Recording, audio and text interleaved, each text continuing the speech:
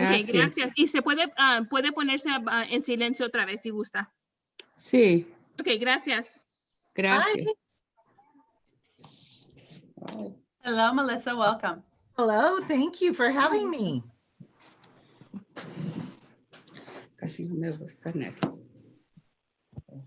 Casi no me oye. Cualquier momento, si hacer cualquier comentario, nomás déjenme saber. Pues yo creo que me voy a ir allá al cuarto, ¿verdad? Porque... ¿Y dónde está el volumen?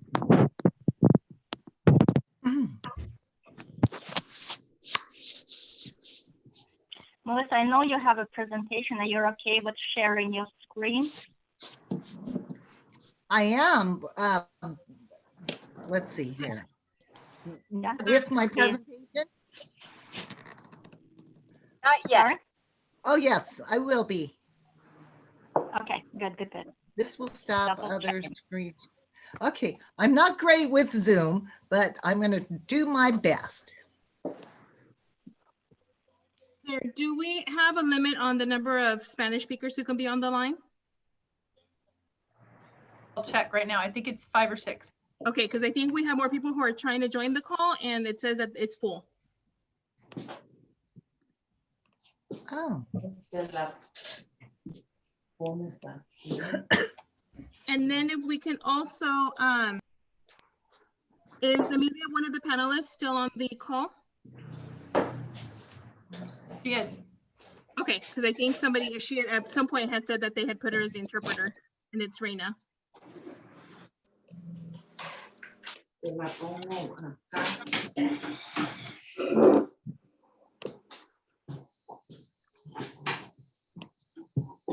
Yeah, we're okay. It's showing as rain. Okay, got it. Thank you. So Mari, I was still trying to double check that everyone is set. It sounds like Felipa is on, but we just might need to confirm right now.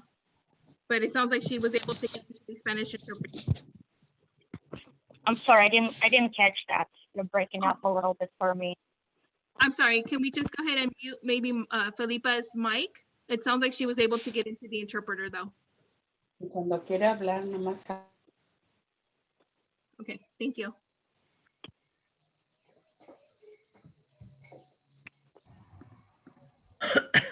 Excuse me.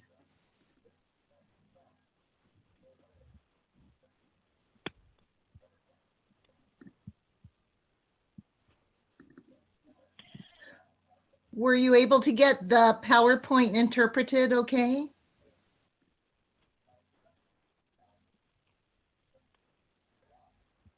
They will interpret in real time with you. Oh, okay. I tried to keep it really basic so it'd be easy. Yep. Thank you. You're welcome.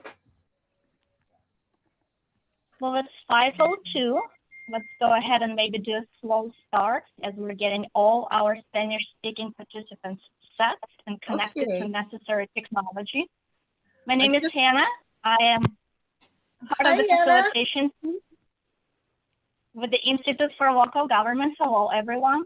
My colleagues tonight are Erica, Manuel, and Kim Denka, and I don't know if you can see them with the screen share, but they're waving at you right now. As always, we're here to help you with any problems you may have throughout this meeting, including technical difficulties. In addition, as always, we're facilitating this conversation, and our goal is to ensure that we provide neutral guidance and capture all the community voices as we're moving with implementation of the SERP in Chapter. I'm going to pause it just for another moment and check in with Air District staff, Mari, and our interpreters to ensure that our Spanish-speaking participants are all set. Okay, can I ask one question? I have an exclamation point. It says, "This will stop others screen sharing. Do you want to continue?" I've never had that show up before. Thanks, Melissa, for checking. So do not click on anything right now, but when it's time for your presentation, you will see the same probably message, and you just click on yes when it's time to share for you, okay? Okay. But you're on the right track in terms of how to share your screen. Thank you. Okay, well, Uh-huh. let's pause for another moment and check in with Mari to see if we need to troubleshoot in real time. Hola, muy Okay. buenas tardes a la reunión del AB617 en la comunidad de Shafter. Solamente estoy aquí para decirles si necesitan la interpretación en español para esta reunión. Simplemente busque el logotipo de interpretación o es un logotipo de un mundo. Y ahí va a poder seleccionar el idioma que es inglés. Luego también va a querer, aparte de seleccionar español, va a querer escoger el botón que dice silenciar audio original o dice mute original audio y así va a poder silenciar el idioma inglés y solamente lo va a escuchar en español. Si está teniendo problemas o dificultad, nos puede señalar en este momento o si no, también puede participar solamente por teléfono en caso de que no lo quiera hacer por Zoom. Pero el número de teléfono es el 888-240-3210 y el código de acceso viene siendo 735-1704 y luego el signo del número. Y así va a poder entrar en la línea telefónica y recibir la información. También se puede, si tiene alguna pregunta, simplemente alce la mano o nomás díganos por la línea y nosotros vamos a tratar de ayudarles. ¿Alguna pregunta en este momento? Ok, no estoy escuchando ahorita nada, entonces vamos a seguir. Ok, we are ready. Okay, thank you. And as always, what you see on your screen, there are two ways to join the interpretation channel by using Zoom audio and interpretation globe on the bottom of your screen or calling the conference line with a number and PIN code. Okay, well, before we go over the agenda and get to our meeting, we would like to welcome two very special guests tonight with us here. Our first participant is California Air Resource Board member, Sandy Berg. And the very second special guest is a CARB and San Joaquin Valley Air District Board member, Dr. Alexander Sheriffs. Welcome, and would you like to say a couple words if you are on mute to the rest of the committee? Well, good evening, everyone. It's wonderful to be back here. I'm actually did drive down to Fresno, and Shamir and I had a plan that I was going to be actually at the district, but circumstances have it in this COVID arena. It was decided it'd be safer for me to call in from the hotel. And so, but I am here in Fresno, really looking forward to being with you today. Thank you so much for having Dr. Sheriffs and I. It was a year ago that we were here and adopted the plan, and you guys have been doing a lot of hard work, and we're really looking forward to hearing firsthand how it's going and listening and being an ambassador for this program, and just being here to be both cheerleading as well as helping in any way we can. So thank you so much, Samir and the district, for having us. But most of all, thank you to the community members for welcoming us back. So look forward to this 2 hours together. Great, thank you so much. Feel free to use your reactions and have this applause. We would have done it in person. And a couple of words from Dr. Alexander Sheriff.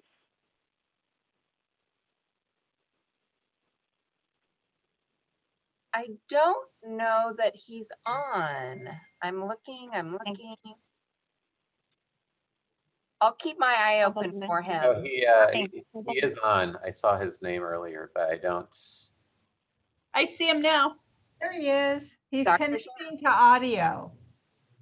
There he is. Hi, Dr. Sheriffs. Hey crew, how we doing? You look like Hi. a Halloween movie. Yeah, I'm gonna try and connect a little differently with a different device and see if that works better. We can hear you well. Well, that's good, thank you. So Dr. Sheriff, they just had me do a welcome and they thought you might want to say a couple of words. Well, great. This is good. Well, you know, 617 is really an extraordinary opportunity for communities to identify concerns and collaborate with local air districts to define problems, to develop proposals, together to seek funding and other partners to meet the goals of lower carbon emissions, improved air quality, better health outcomes, greater equity in addressing the disparity in health outcomes. So I'm really pleased to be able to join this meeting, to listen, to learn, to expand my understanding, and to strengthen my role on both the San Joaquin Valley Air Pollution Control District Board and the California Air Resources Board in supporting the 617 process. So thank you for that. Great. Thank you so much. And thank you for reminding us what AB 617 is all about. Sometimes we are all working hard and this committee has been doing tremendous progress, and sometimes it's good to pause and just remind ourselves what AB 617 is here for and what we're achieving. Okay, well, we do have a productive meeting, so this is excellent opportunity for you to observe this committee in action and how hard they together with the Valley Air District and CARB are working on implementing SERP. My colleague Erica will go over the agenda, and then we're going to pass to my colleague Kim to remind people Zoom controls, since we have some of the members of the public joining us today, and not everyone remembers all the Zoom controls. Erica? Good evening, everyone. So it's good to see you all again. As you know, every month we try to incorporate agenda items that this committee wants to hear, and we bring you partners, we bring you experts, resource agencies that reflect some of those suggestions that you have requested. And so we do have a busy agenda today. It should be showing on your screen. We're going to start with the standing committee items that you requested to cover at the beginning of every meeting. We'll have monitoring plan updates, school filtration and bus subcommittee updates, and then updates from any other agencies that are on the line, either CARB or DPR. And then we're going to hear from the Tree Foundation of Kern about some potential opportunities for vegetative barriers and urban greening in Shafter. And then we're going to get an update on the implementation of the SERP incentive strategies and outreach, which is a big part of the 617 effort and the work that this committee's been doing. And then we're going to talk about the latest draft of the annual report, and we're going to go over some of the comments that the CSC has received or has given, and that the Air District has received and is incorporated into this near final version. One thing you're going to see in this agenda is just how much important work has been done by this committee over the last few months. You've done a phenomenal amount of work, and many of these agenda items really do reflect just how productive this group has been despite COVID. And so while we continue to refine these meetings and we make adjustments as we go based on committee feedback, we just want to thank you for your patience and for your flexibility as we continue to navigate this COVID environment, which is constantly changing. We also should acknowledge too that this has been a really busy and really stressful couple of weeks for a lot of community members on this call and on this Zoom, and we're continuing to navigate a really contentious election cycle across the state and in your community, and many people are really tired. And so I do want to thank all of the people on this call that are participating today to continue the important work that you're doing on air quality despite so many competing priorities. So thanks for your time and attention tonight. We're going to try and stay on time and get you done at 7 o'clock, though we do have a very busy agenda. And I'm going to turn it over to my colleague Kim for a quick refresher on the Zoom controls for those of us that are new to this meeting or don't remember every little thing about Zoom and how we do that on these calls. Kim, please give everyone that update. Thanks, Erica. Hi, everybody. You guys have met me before. I'm Kim, and this isn't our first meeting, but it's always good to do a little refresher on the Zoom controls. Please make sure that your screen name includes your first name and your last name and your organization. If you're a CARB or Air District, please denote that. And then if you're a member of the public, please put a P after it. We'd love to see so much.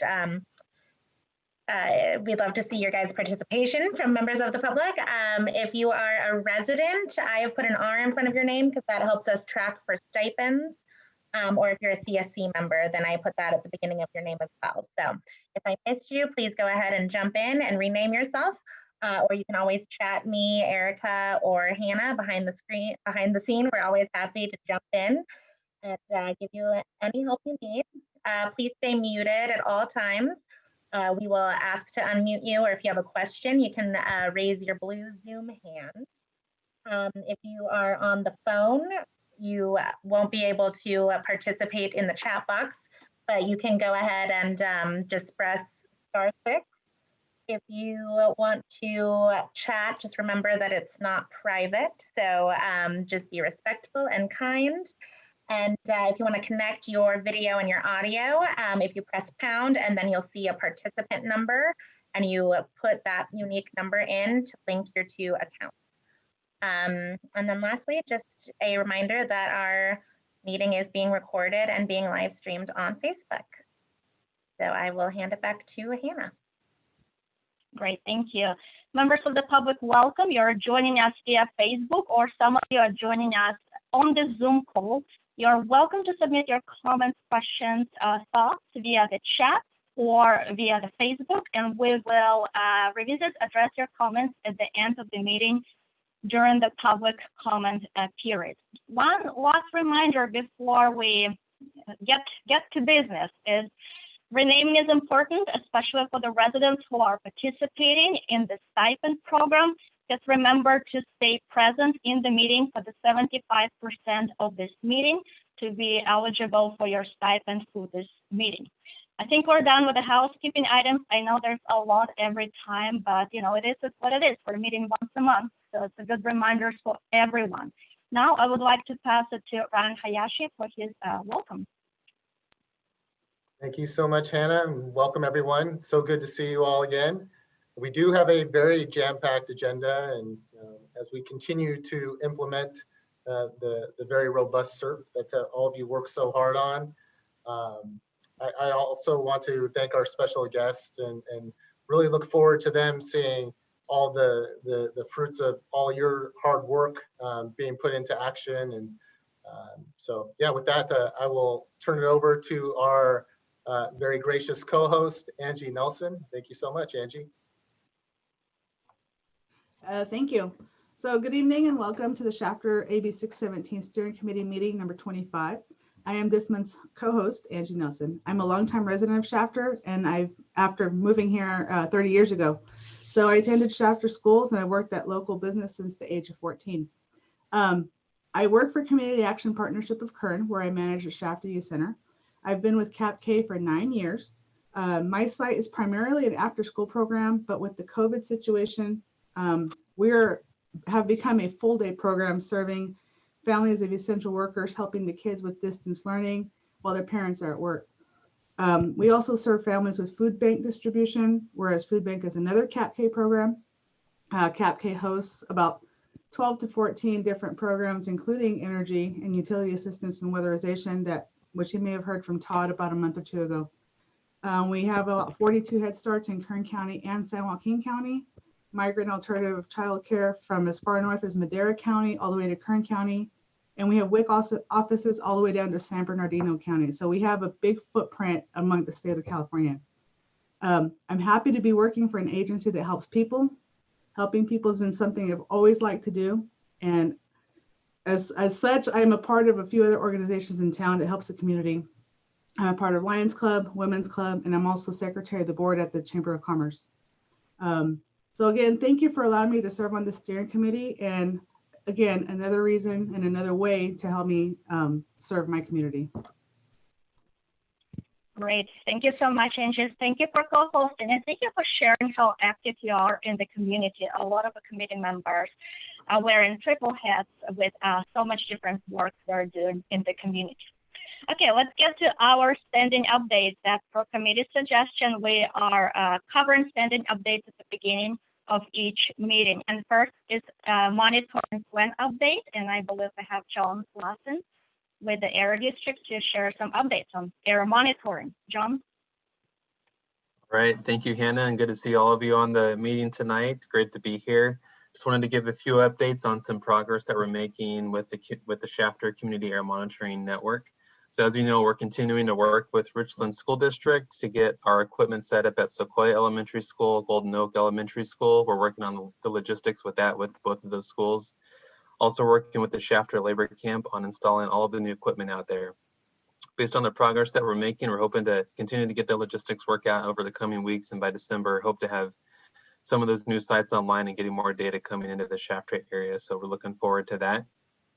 Based on some concerns that and recommendations the community had here about ammonia, we've been doing some ammonia monitoring in the past week. Just last week on November 4th, we did some sampling at the Shafter DMV site to take a sample of ammonia, as well as an area west of the community of Shafter near some dairies out there to take a sampling of ammonia as well.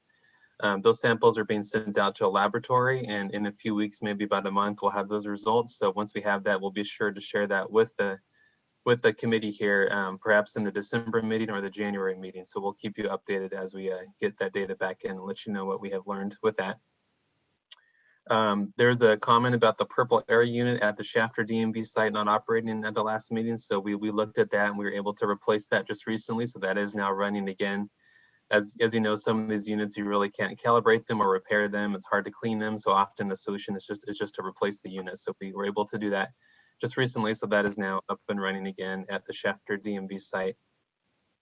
Also wanted to let you know, just going forward now, whenever one of our air monitoring sites or a piece of equipment isn't operating for an extensive period of time for whatever the reason, if a repair needs to be done that's extensive, we'll be letting the steering committee know that. So you'll know that that certain monitor will be down for a period while we investigate and repair it. And we'll let you know when it becomes available again. And we won't be doing this for the routine maintenance that we do, the routine cleaning and so forth. That just takes like an hour or two to do that. But if something's going to be down for a longer period, we'll definitely let you know when it goes down. And then when we think it's going to be up and running again, so you'll be aware of data availability. So we'll do that going forward. And finally, just a note here, PM10 at the Shafter DMV site, we've been discussing how we want to be able to show that data in real time, similar to how we show PM 2.5 and ozone and different parameters. So just last week, we were able to figure out and resolve the communication issues with that monitor and bring that data into our system like it is with everything else. And so the next steps for us is to create a diurnal map that can show you in real time the PM10 data that's being measured in Shafter. So we're looking forward to developing that next and making that available on the Shafter Community Air Monitoring page. And on that topic, just real quick, let me just share my screen just for a moment. I just wanted to share one more thing about PM10. This was a request from the committee as well, that in our weekly air monitoring updates, or if you go to our Shafter Air Monitoring page and scroll down slightly, you'll get to the weekly air monitoring updates area. If you click on that, and that opens up, you'll be able to see that not only are we showing PM 2.5 for the week in the Shafter area, we're now displaying the PM10 measurements for the week. So you can get a comparison of both PM10 and PM 2.5 for Shafter for each week that we post this weekly report, which we will keep doing on a weekly basis. And lastly, we've been giving some updates on this, but we're continuing to make progress on having a map showing real-time air monitoring data that you can view to see what's happening in the Shafter community and other parts of the valley. So we're getting close to being able to show that to you all, to get your thoughts on it. So we're looking forward to getting your feedback very soon once we have that available, but we're making good progress there as well. And that's it for my update, Hannah. Thank you. Great. Thank you, John, for start going back on some of the action items and suggestions that committee brought up last time before that. And yes, it looks like things are moving forward. Let's take a couple of questions, verbal questions, and then if you have more questions for John, please use the chat box so we continue to stay on time. If you have a question for John, please raise your blue hand and unmute yourself.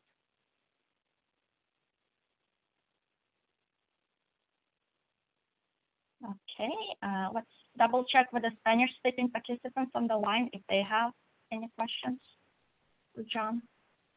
I do. I'm sorry, who was that? Melissa. Okay, Melissa,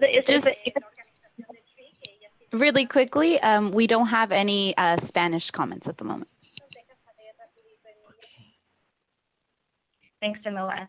Melissa, if it's a brief question, please go ahead. because I'm new to this, 2.5, is that good or not good? Or how is 2.5 on the scale, John?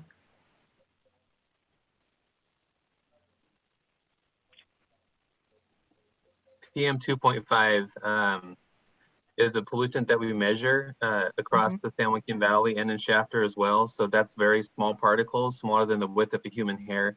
And so that's a particular health concern because that can get deeper into your lungs and your bloodstream. So we definitely want to keep concentrations of PM 2.5 low as we can. And so we're taking measurements of that in Shafter in a number of spots across the community to understand what those levels are, if there's a variation across the community.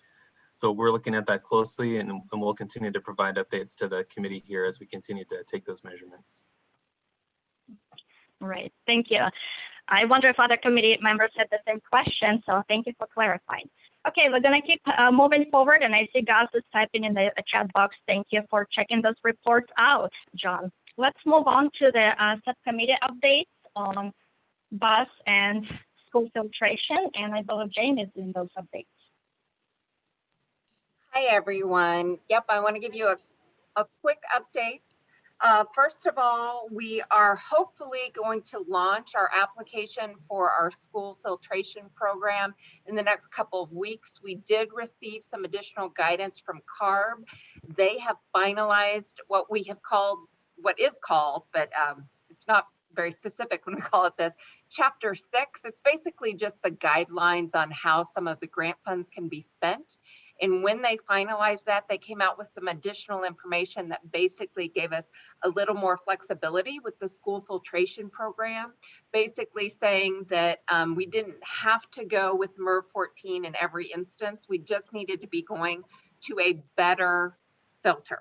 So we have some schools, as you recall, that had really, a filter with a really low rating, and we just want to make sure that we are going better. The goal is to get everyone into 14s, but in some cases that's a bigger discussion, and we want to be able to have some improvements, better than no improvements when kids go back to school here before too long. We also are looking at the Richmond School District about school buses, electric school buses. They have participated in our school bus program in the past, and we're looking at continuing to build upon those actions and looking to see how many additional school buses they could use. We also have been working to get all of our schools in the Shafter area enrolled in our schools program, and that included getting some additional idling signs out to them. And I want to once again thank Linda. She was great in helping us get those idling signs out to the schools. So all the schools now have multiple sets of idling signs. They're in both English and Spanish, encouraging schools not to idle. So that's my update on our schools outreach. I'd be happy to answer any questions. Any questions for Jamie from the members of this committee? If you have a question, go ahead and raise your blue hand. Oh, I see Gus. Hi, Gus. Welcome. Hello, welcome everyone. Yeah, thank you for that, Jamie. One question I had was like on the parameters or the qualifications of like whether a school like has a better filter or not. Like is it per season? Is it per classroom? Do some schools have better just HVAC systems? What would be the determinant of that?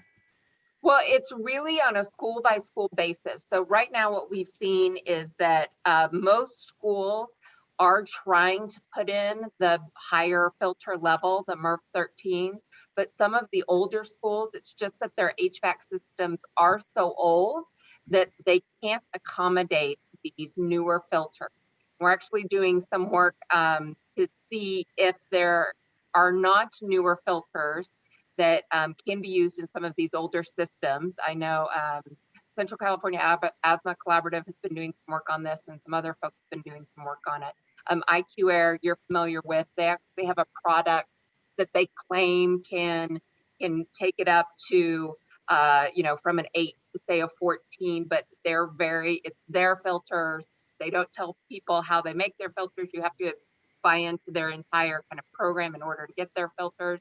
So there are certain schools that we're looking at just replacing their filters. In some cases where those filters just won't work.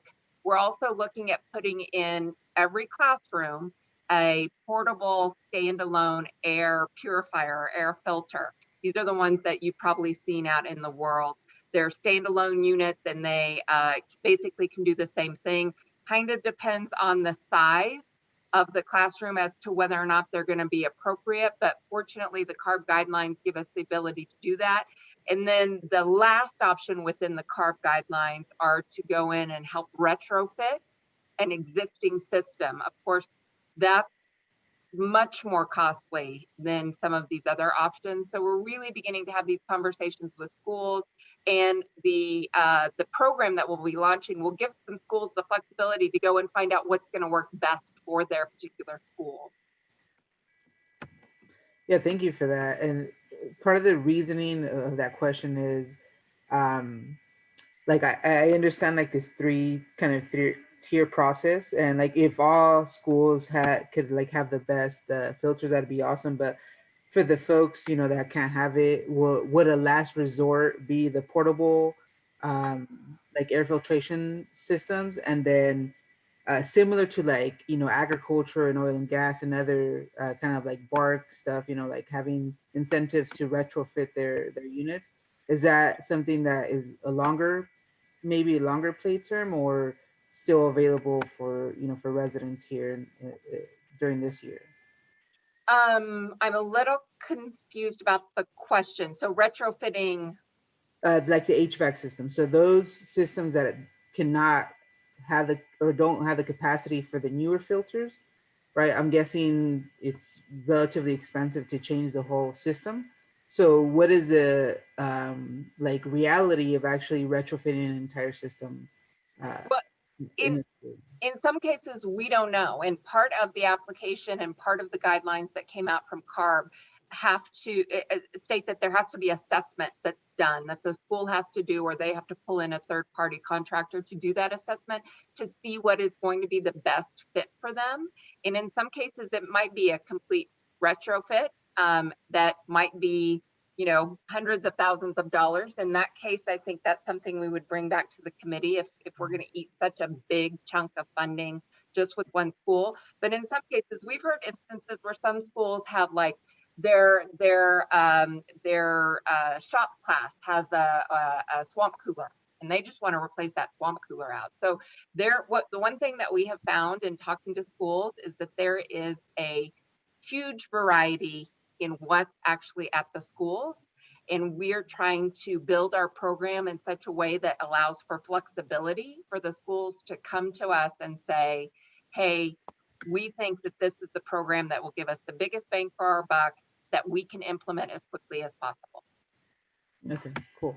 And then my last question, sorry, would be, is there like an inventory and have all the schools, I know like Linda and other folks have really led this, but is there like, have all the schools in chapter been reached out to within the Richmond School District? And do you guys have a relatively good internal assessment of where each one of those schools falls within these tiers?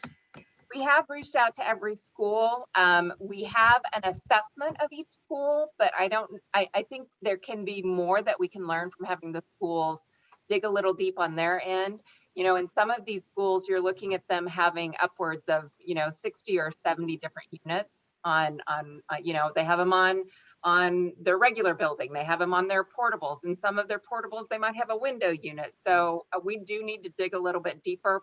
Actually, that I think is what that assessment is going to be for. And we're looking at finding ways to have the grant actually pay for that assessment. We're getting some positive feedback that that's going to be something that's going to be allowable in the grant program. So you know, I will be the first to tell you, I have learned a lot about, and I've got 6 filters sitting here in my office that I will just, hold on, I just have to show you.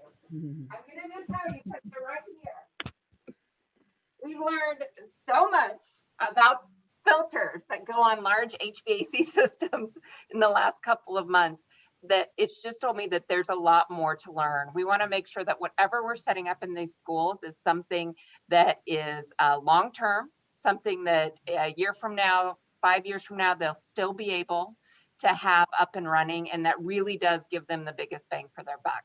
So have we done a full assessment of the schools? No, but we have talked to all of the schools in Richmond, and their initial thing, Richland, unlike in Fresno, they're very supportive of it and very much are ready to see an application, fill it out. What does it mean? What are they committing to? What might they get? They actually had fewer questions for us than some of our Fresno folks. Oh, thank you. Great. Thank you. All the excellent questions. And now we know the district knows about 6 different filters. Okay, so I see Bianca, your head is up. Good evening. Hi, good afternoon. I had a question for Jamie. I hear that you're talking about the Richland district, but I'm wondering, now that we have CAP-K in our call, have you done any outreach to like the daycares, 0 to 5 kind of daycares out there that service a lot of the agriculture or lower income community folks? We can definitely look into that if that's something the community wants to look into. We were really just focused on the K through 12 to begin with. I'm just wondering, like, this is the actual first time that I've been more involved into like the school filtration, but now that I'm hearing about it, I'm just wondering if like the 0 to 5 are included in the school filtration, because I know that they're also part of the school system and they should be protected too. And I don't remember off the top of my head what the CAP guidelines say. I don't know if Brian has them up in front of him. Yeah, but Jamie, I was just about to pull those up to help try and answer that question so we can provide some clarity there. And I don't know if anyone has them off the top of their head, but I want to say that those CAP guidelines are K through 12. That's not to say that if we wanted to do a program that reached specifically out to daycare centers that we couldn't, but it just means we would have to go in a little bit of a different path. Yeah, that's the way I understand it, Jamie, and I'm just going to double check on those guidelines and maybe I'll put a response in the chat or come back to this in a little bit.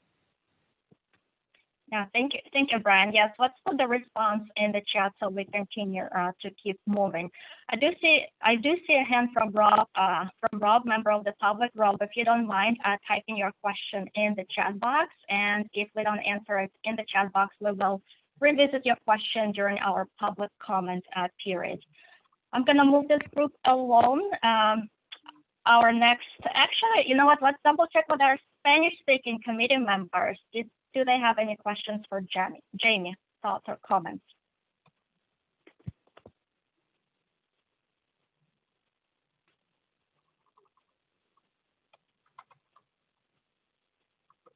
Sí, ¿la escuchamos?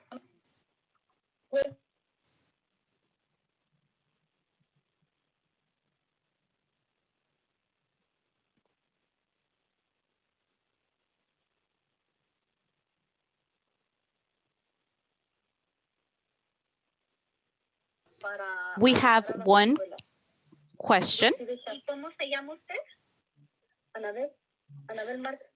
We have one question from Anabel, and she wants to know if we can have a specific amount of money that is allocated to the schools. Yes, and we do. And let me check that. Hold on.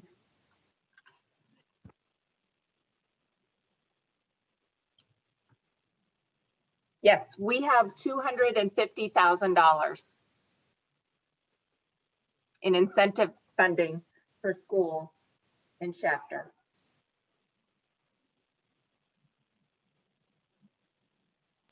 We have a follow-up.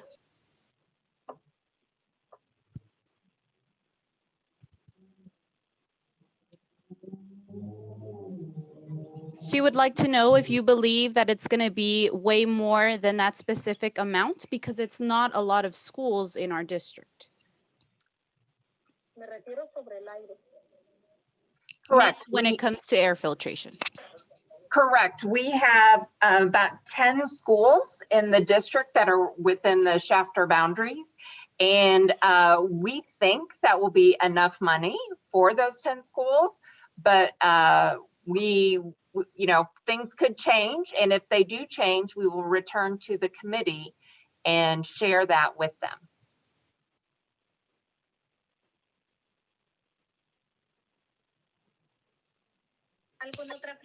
Thank you. De nada. Thank you, Millie. Since I have you on the line, I know you wanted to double check the participants on the conference line. To make sure Give that- me 1 second. She's following up with a comment.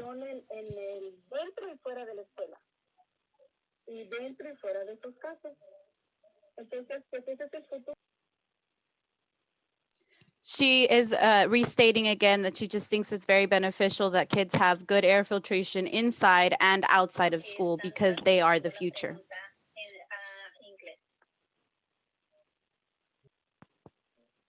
And just 1 second, I'm going to go ahead and see who else is present on the line.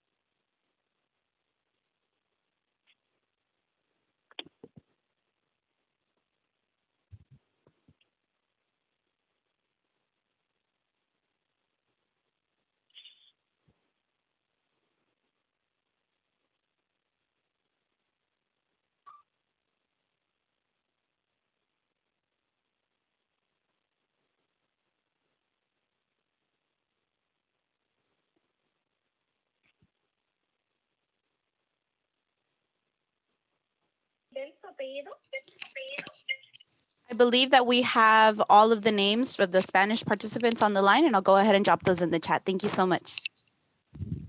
Great, thank you so much, Emily, and thank you for that comment about kids' health. There are a lot of timely reminders this evening. Okay, we're moving along. If you have any questions for John or Jamie, please use the chat box, and they're staying on the line to answer all these questions. Next, we have updates from the Department of Pesticide Regulation, and I know that's another very important update for this committee. So let's hear from Min. Actually, not from me, from Nan. Well, you'll hear from me first, and Min's certainly welcome to add to the update of the conversation. Once again, hi guys, I'm Nancy Hasamanen. I'm an assistant director over here at the Department of Pesticide Regulation in Sacramento. I've been on this with this group a few times now. I wasn't able to make the last meeting, unfortunately, but I'm glad that Min Pham, who's the manager of our air program, was able to step in to participate and to answer some of the questions that you folks had. In terms of updates, some of you may have noticed that at the last scientific review panel meeting for AB 617, that there was a topic that I presented on regarding 1,3-D or T-loan mitigation pilot. And you folks have been updated periodically on what's been developing. And on, in that meeting, I provided the panel an update on our mitigation pilot, and also fielded a number of questions from scientists, scientists on the panel.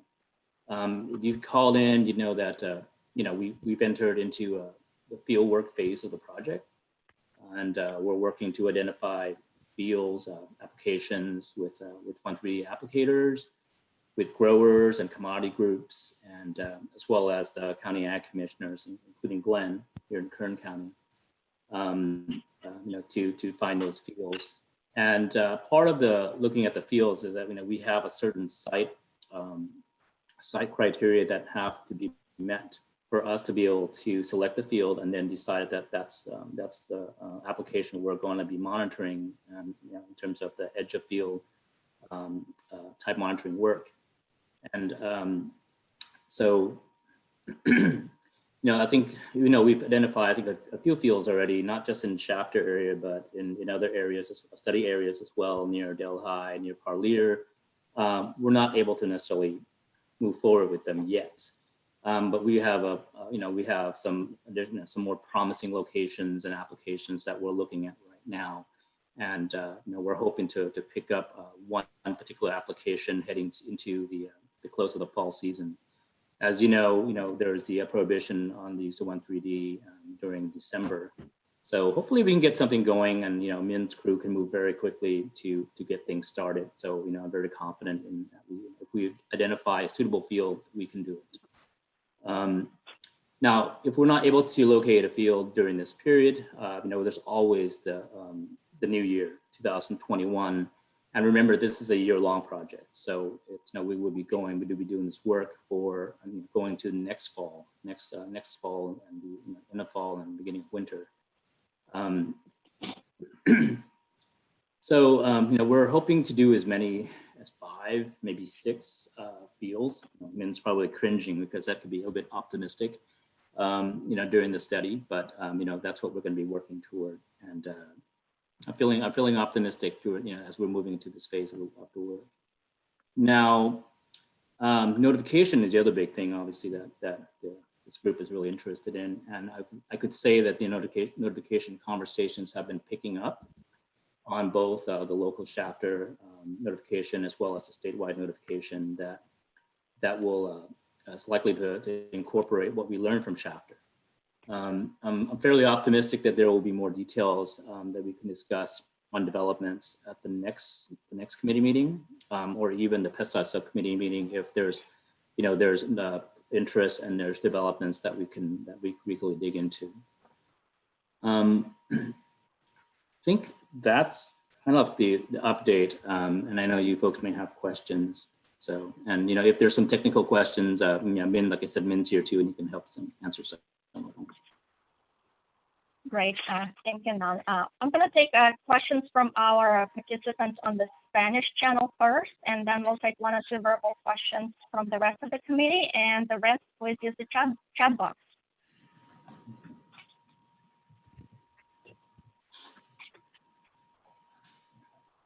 Any questions from the Spanish line?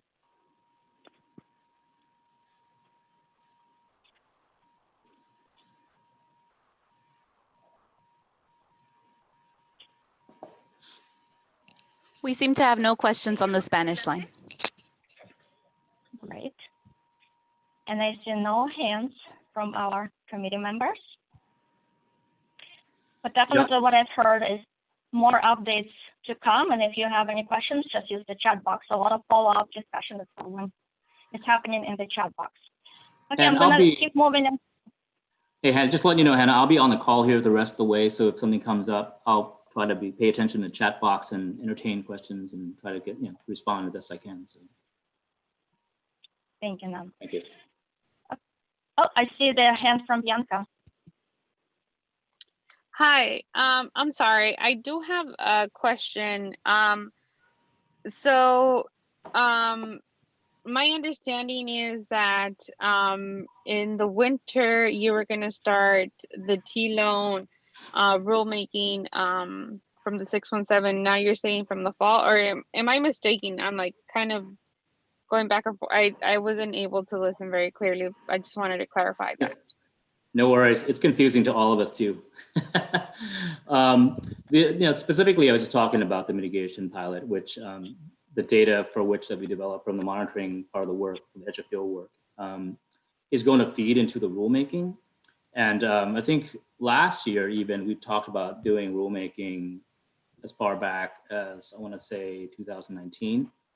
So it's no secret that this is something we're working toward, but part of the, what we want to do with the pilot is to get better data, especially on some of the alternative methods that we're considering that are, what we think are associated with result in a reduction in emission of T-loan after at use and after use.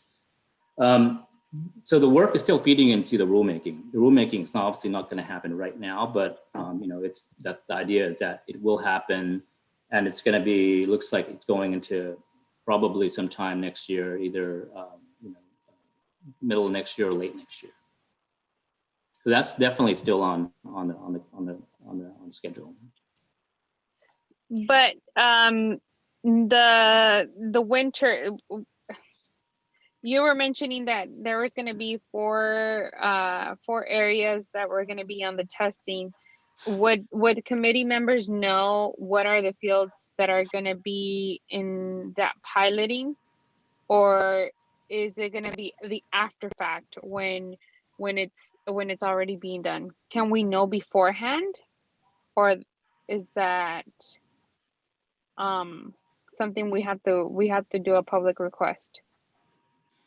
That's a good question. I haven't really thought through that, but that's something I could probably get back to you on. Typically, it's a purely sort of a scientific study. So, we like from a safety perspective, we obviously don't want folks to necessarily be out there. And I don't know if this is necessarily a question about whether folks can be out there or not to observe or something. But, from a safety perspective, we want to just focus on doing that work. But I can get back to you more on the specific, Bianca, if that'd be useful. I'm just wondering, like, if you're gonna do it close to the monitoring site that is already in Shafter, would it help decrease the elevations, the spike of elevations that had happened before from years past? So I'm wondering, are the sites gonna be close to the monitoring, or are they gonna be outside? So yeah, that's where Okay. I'm trying to refer my question as if those applications were going to be near the monitoring site. I got you. So I think there's been a previous focus on the ambient monitoring site, and I think there's certainly one in Shafter at school. But I think because the nature of the project right now is like, I think initially we have talked about potentially working within a certain use, certain townships, but we're opening it up because we want to make sure that we are able to look into applications that are happening. It may not be in the township necessarily. The monitoring, what I'm talking about is the edge of field monitoring. So we're going to be setting up our stations right around the application to look at the emissions from the fields. So that's the idea. And and Min can, if I'm misinterpreting, Min maybe has a different context. I mean, he might be able to offer his perspective too. Yeah, so that's correct. It's essentially we have both. What you guys see with the AMN is the ambient air monitor. What we did is we targeted townships around that monitor, but we will be doing edge of field monitoring. So what we have is actually setting up more monitors in and around the field itself during the treatment period, so that we can see what's actually coming off the day of. So the frequency at which we sample is different than what we have with the weekly monitoring, but we will be using all that data collectively when we do our assessments at the end when we get everything. So I think that answers your question, Bianca. If not, you can reach out to me and I can give you specifics on everything. Yes, it actually does answer my question. And I'm sorry, I'm going to do another follow-up. Would those Bianca, results be in a 6-month period, or how would you let the residents know, or would it come out? How would we know about those results afterwards? So each one of those studies, we treat those as individual field studies. So they'll follow the same timeline as what we've done in the past. Obviously, I've spoken before about the delay time between getting the samples and getting it to the lab getting results back to us. And this one's a little bit even more compressed because we'll be doing samples a couple of times a day for a duration of between 7 to 14 days, depending on the site itself. All that information will become available once it's been put into a report. And then once that's all been vetted and pushed out, we'll also put that into the PAMR database, the ambient air database that we currently have out for you right now. So you'll have it both as a full report with our findings, and the raw data will be in the database itself. I can't speak to the delay time. Typically with this is, we get about 2 to 3 months once samples are into the lab before we get them back. So it's really dependent on, once we're done, that's like about a month process. Once it's into the lab, that's a couple more months. Once it's back and we can verify. So, I mean, it could be anywhere. So I don't want to promise a timeline on that one right now. Thank you so much, Lynn, for all the answers. And Gus, I do see your hand and I want to honor it. Are you in the interest of time, are you comfortable moving to the chat box? And if not, can you be brief with your question? Yeah, I'd love to pose a question, then I'll take it, in the chat box. But my question is specifically on for DPR for the loan mitigation. So, back in February, Val and you guys put some elaborate mitigation efforts together. And I'm looking for like specific information on the loan.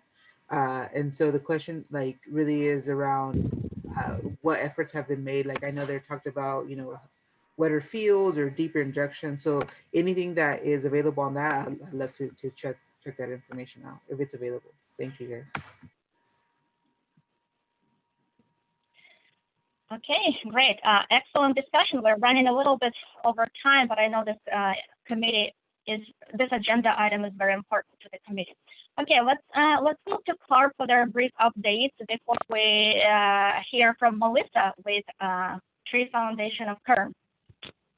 Hey, good evening. This is Scott Wall with the California Air Resources Board. Just a couple of quick items here.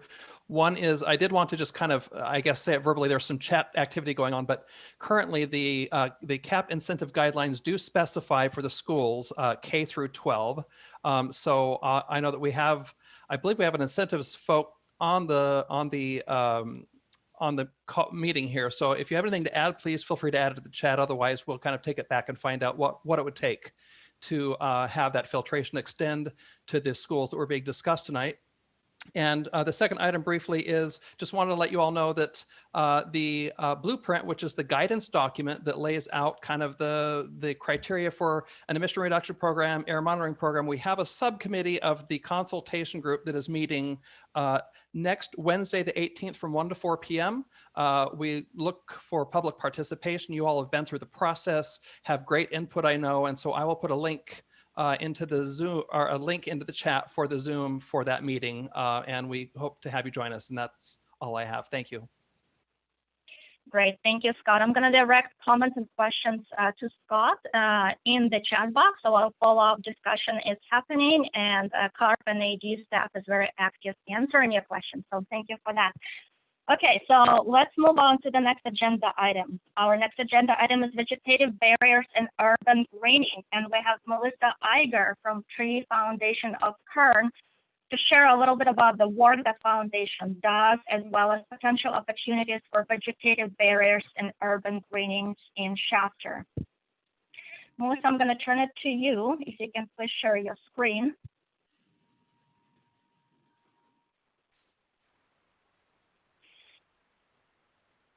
And our Spanish-speaking participants, my understanding is that we are translating this presentation for you live.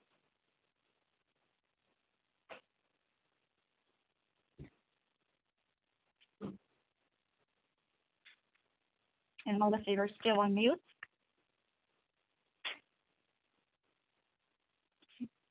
Kim, can you please help to unmute Melissa? There we go. Yeah. Okay, let's get started. Hi. Can everybody see the slide? Yes, we can. Do you want to make it full screen? Just click on the slideshow.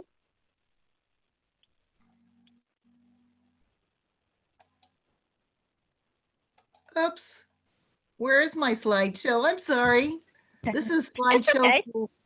Okay. Yeah, there's a ribbon on top of your PowerPoint where it says Home, Insert, Design, and the slideshow.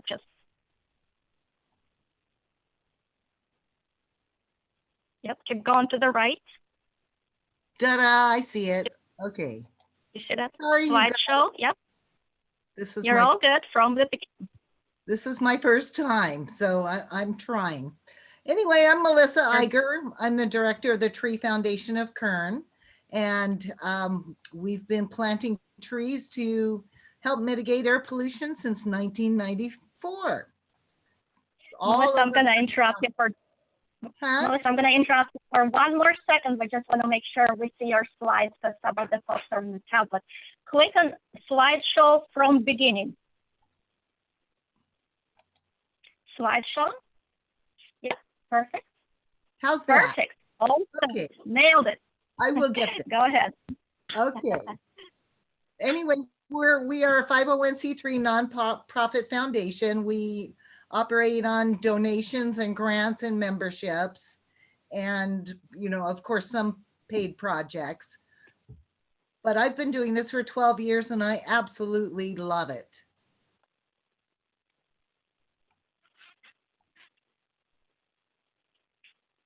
Where do we go? Just go to the next slide. Click next slide one more time. Yep. Trees, we all love trees, and there are so many benefits they have. I just wanted to give you just a brief little rundown. Of course, clean air, the trunks, the branches, the leaves take in the carbons and store the carbons for the life of the tree. And the beauty of that is if we can get into, I know this is stepping outside our bounds here, but if we can get into using our reclaimed wood from dead street trees, we don't have to chip it up in a chipper and have all those carbons that have been stored for 40, 50, 100 years go back into the atmosphere. So that, I know that's different, but I really like the concept of that. And of course, at night, the trees provide nice fresh air for everybody. Trees have so many benefits, human benefits, besides the clean air and everything. They make people happier. They make people happier. They make people more calm. They help reduce crime because they calm people. People that are in a hospital who had maybe just had surgery, whose room overlooks trees, heal faster and require less medication than people whose room don't have a view of trees. They're very interesting. They give you a place to congregate and visit with other people. They give you a lot of comfort, I think. And they're beautiful. Look at that beautiful Chinese pistache.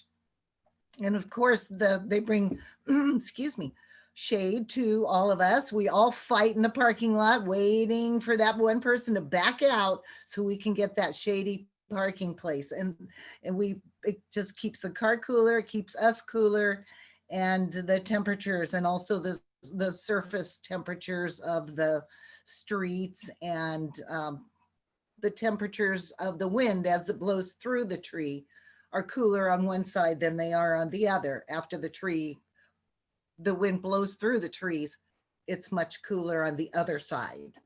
Hard to say that quickly. They increase our property values because they make our homes look better and our businesses. They control erosion because water, when it rains, trickles down through all the leaves and runs right onto the ground. So not only does it clean off the leaves, but it's making the water trickle down instead of pour down onto the ground and create ruts and flooding and things like that. Food, of course, here in the valley, we know how much food the trees provide for us.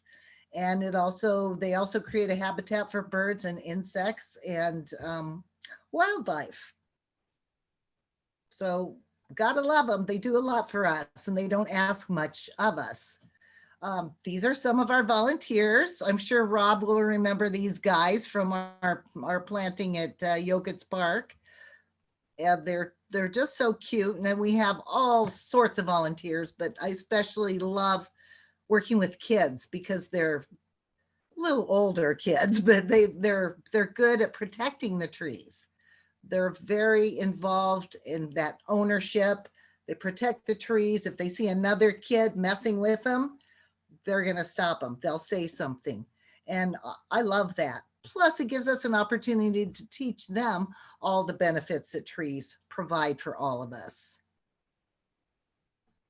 These are some trees that we planted at Cal State Bakersfield in 2008. It was my first planting, actually. And this picture was taken about 4 years ago or so. So they're bigger now. These are Quercus virginiana, which is a southern live oak tree. And look how well they're doing. We lined the whole street with those trees and it looks really good. And that again was done with students at Cal State, and even Dr. Mitchell, who was the president at that point, got in there and dug in the dirt too with us. It was really fun. And here's my little favorite kids, the Shafter High kids. I'm sorry. We did this planting. I can't scoot the pictures over here, but we did the planting in 2019. I thought it was closer to Christmas, but it was October. And the band, you can't see it, but the marching band was in the background and they were playing Christmas music, warming up for the Christmas parade. So we had music and we had kids planting trees and they were so proud and they all wanted to stand by their trees and have their pictures taken. It was really fun. Good kids. And the instructor at Shafter High said, call me when you need more planters. I have lots and lots of kids for you. And that, I love that. These kids had a great time. And then I want you to just picture this, that trees storing carbon. I did this figuring quite some time ago, but I figured 900 trees over 40 years, which is the average lifespan in an urban setting, will store enough carbon to fill 200,000 hot air balloons. How about that? It's a good visual. And that is it. I wanted to give a thanks to SoCal Gas.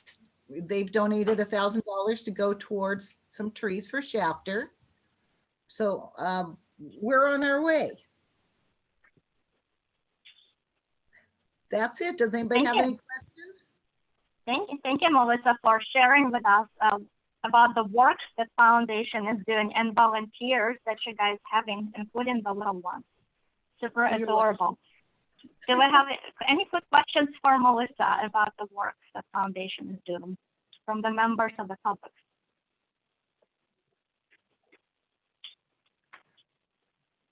Okay. I see no hands. Anyone on the Spanish line? We have one question. Give me a second.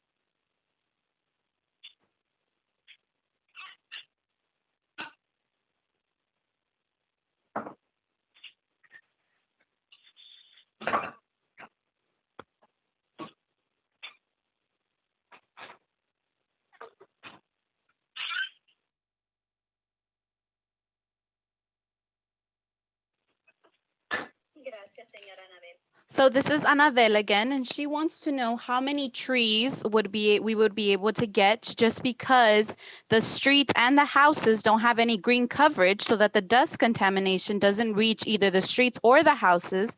And she mentioned some examples. For example, Laurel does a very good job in covering any dust that might reach the houses or the streets. And she has also expressed that sadly, Shafter doesn't help them upkeep any green barriers or vegetative barriers that they may have. I would like to do a lot of trees. Laurel, Bay Laurel is a good tree for you know, providing some protection. What was the rest of the question?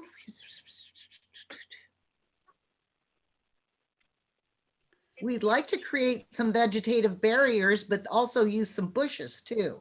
Anything with a woody stem would hold carbon. So as long as we're working with plants with woody stems, trees being the largest plants with woody stems, we're good to go. And that's what we do best. Thank you. And I believe Annabelle, her biggest worry is just the fact that they're very close to the outskirts. And so there's always some dust that gets kicked up because of all the agriculture going on. So her biggest worry is just how can we prevent that dust contamination to coming into the streets and the houses.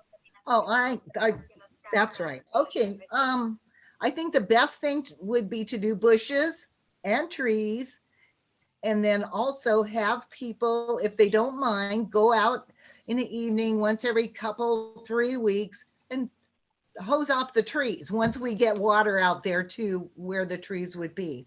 And if we hose them off, again, the water's going straight down to the ground. It's putting that dirt back into the ground and washing off the stomata of the leaves, which help. They're like little mouths under the leaves, and they put out the fresh air every night, and it keeps them clean. So it's a good thing. So keep dust down and help the oxygen come out better every night. Does that make sense? Right. Thanks, Melissa, for your answers. All the good questions. Excellent. And it looks like we have some Linda Martin is saying there's potential volunteers from chapter community. This is great.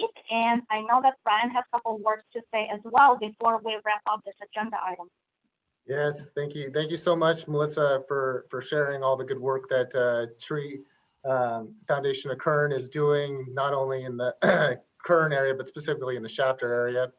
The purpose for bringing this item was, so one of the measures that we've been hearing come up often in the Shafter Steering Committee was about vegetative barriers and urban greening. There is a measure in the SERP for this.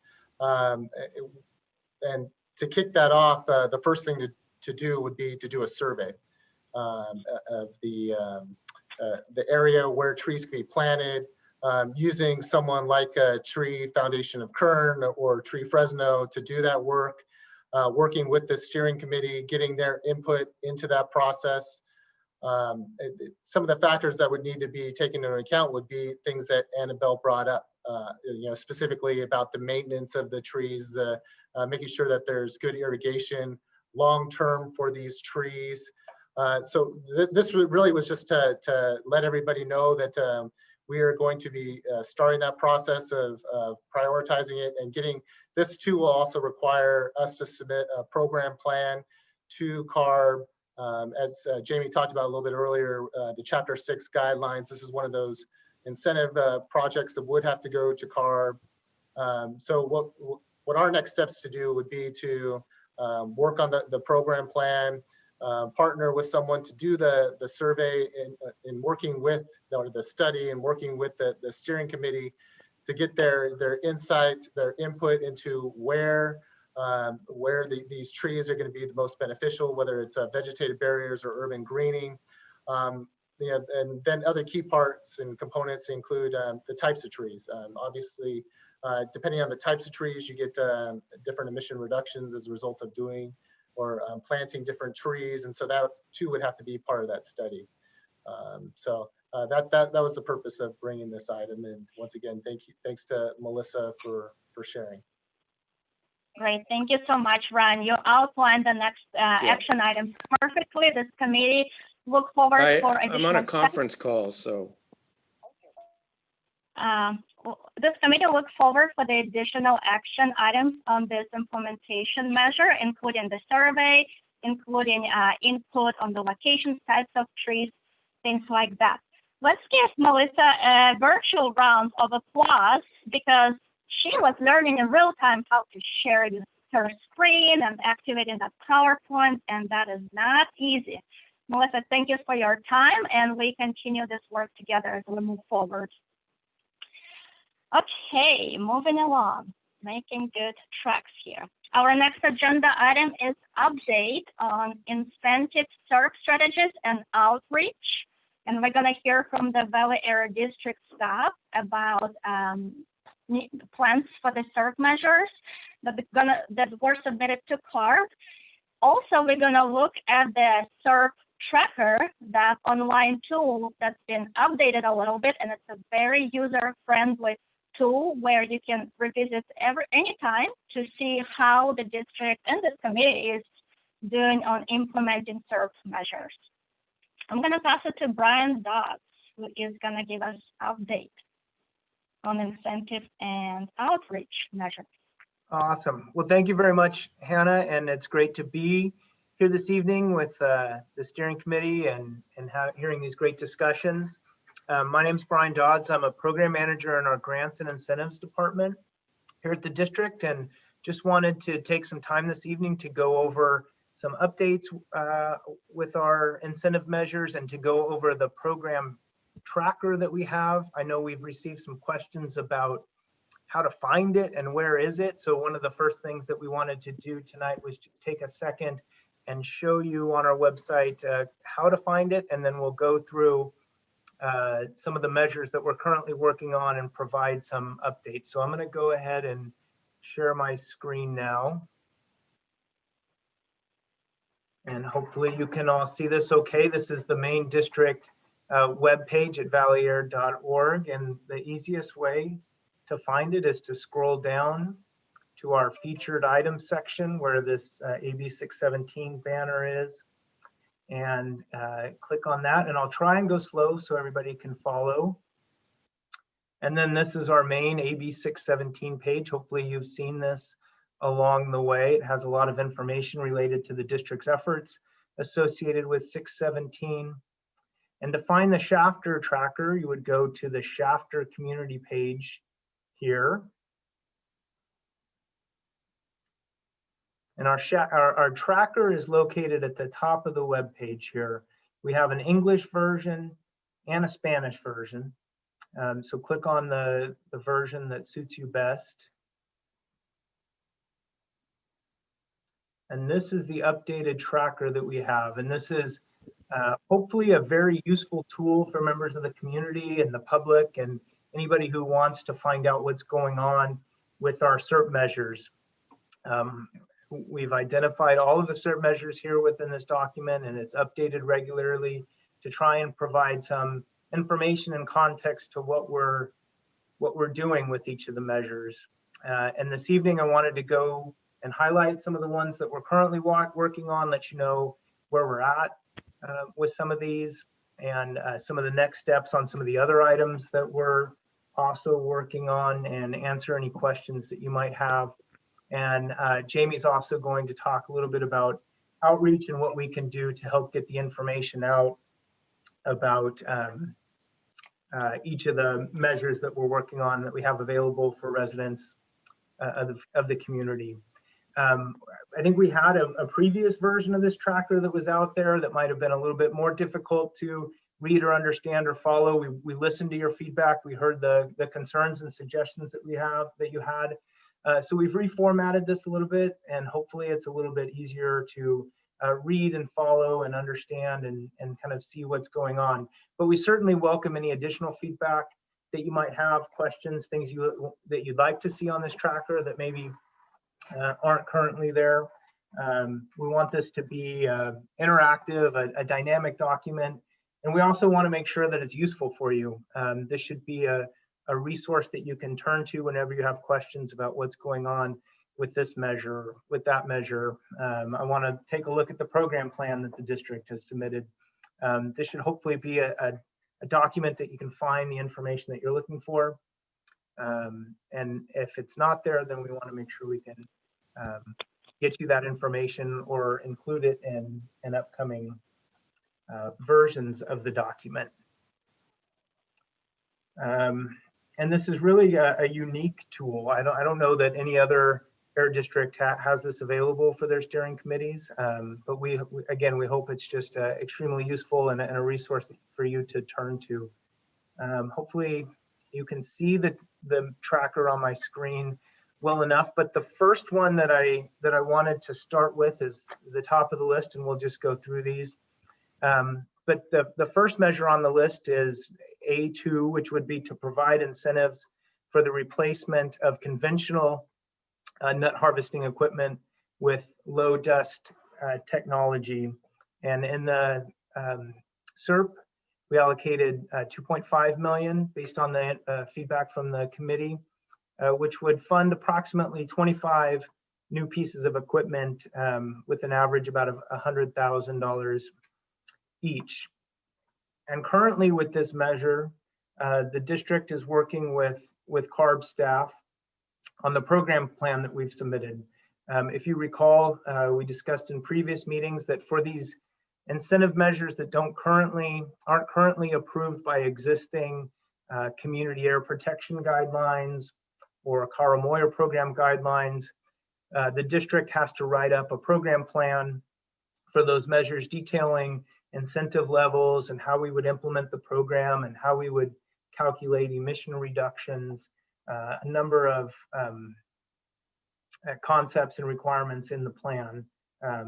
As I mentioned, we have links here to the program plans. You can follow there to read through the information. Those program plans are emailed out to steering committee members as soon as they're ready to be submitted to CARB. And we've had several meetings on this measure with CARB. Last week, they provided sort of their final comments related to some additional information that they would like to see in the program plan. So we're updating that, and we're just within a day or two, we'll be resubmitting that to CARB for their final approval so that we can begin spending the incentive funds on this particular measure. And we look forward to having that approved. And as soon as we receive approval from CARB, we'll be sure to let the steering committee members know what's going on there, and then we can start accepting applications for this funding. Similarly, the next item on the list is to provide incentives for alternative to ag burn. And this particular measure would provide some funding. So instead of burning agricultural material, they could implement alternative measures, including chipping and incorporating that into the soil, or applying that to the land instead of burning it. We could get some emission reductions by avoiding that activity. And in this measure, we have $1 million dedicated, which would fund up to approximately 2,000 acres that would have otherwise been burned and utilize these alternative practices. We see a strong demand throughout the valley for this type of activity, and we think that there's good projects in the Shafter area that we could fund as soon as this is approved. This is another one that we've received some comments back from CARB, and we should be having that one approved in the very near future. There's some remaining edits that we'll be submitting in the next couple of days, and we will get those back to CARB for their review and approval. This is really an interactive process that we go through with CARB for them to review and provide feedback and ask questions, and we're responding as quickly as possible and getting them the information that they need to approve these program plans. The next one on the list that I wanted to highlight is A5, which is to provide incentives for the replacement of diesel ag pumps with electric motors. And this is one of the measures that we don't have to write a program plan for. This is one of the existing programs that fits within the Karamoya program. We can currently accept applications, we can fund projects under existing guidelines and move forward with getting these engines replaced. The goal of this measure really is to take diesel powered pumps that are operating within the Shafter area and replacing them with new electric motors in order to reduce emissions associated with those operations. In this measure, we have funding of $230,000 to fund approximately 10 engine replacements. Average incentive in this particular program is about $23,000. So if there are people that are out there interested in this type of project, we can currently accept applications and begin funding those projects. Likewise, the next one on the list is an ag tractor replacement project. We currently can accept applications and move forward with these projects. Wanted to go a little bit farther down the list to highlight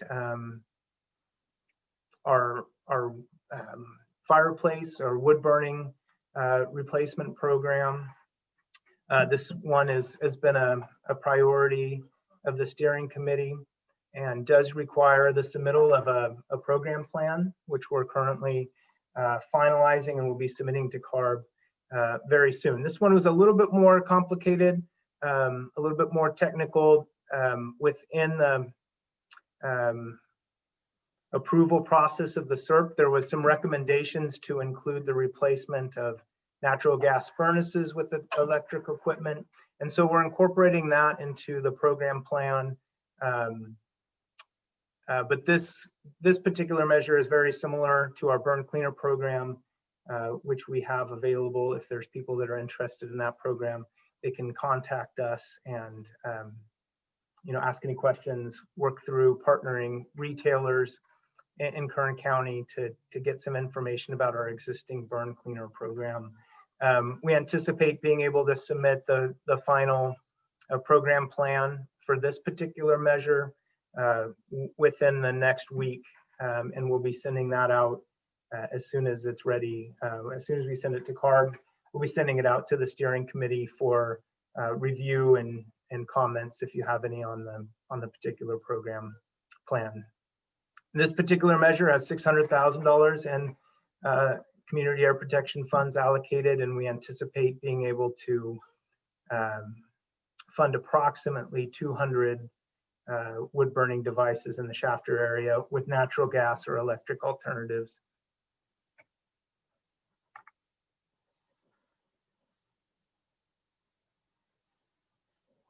And then to highlight a couple of the other ones that we're currently working on that require program plans, and that we may be requiring some additional feedback from steering committee members. One of the items that was a priority during the SERP development was sidewalk installations and road paving. In this particular measure, we allocated $2.775 million in match funding, which would leverage local, state, and federal funding sources to help improve road and sidewalks within the Shafter community. We're going to be working with the city of Shafter and Kern County to help identify additional grant funding opportunities that may be available that we can tap into to help utilize the funding that we have in this particular measure. The next two that I wanted to highlight are ones that we should be receiving approval from CARB in the very near future to start using CAP funding. We've been working with them over the last several weeks to provide the information that they need to hopefully provide an approval on these measures. And those are related to our lawn and garden programs. So the first measure that we have is for residential lawn and garden equipment for Shafter residents. And this would be kind of a two-pronged or multiple option approach here. The first option would be if you're replacing an existing gas-powered lawnmower, you could receive essentially the full cost of a new electric lawnmower if you would like to replace it, up to I think we put a funding cap in there of $600, which is at the very high end of residential electric lawnmowers. So you could get essentially, like I said, the full cost of an electric lawnmower by replacing an existing gas-powered lawnmower. And the other option within this measure would be if you didn't have an existing gas-powered lawnmower, you could purchase a new electric lawnmower or other type of electric lawn and garden equipment and get up to a $50 incentive to help offset the costs associated with that purchase. So two different options there for residents, depending on if you have an existing gas-powered lawnmower to replace or not. We want to be able to try and tackle as many options for people as possible.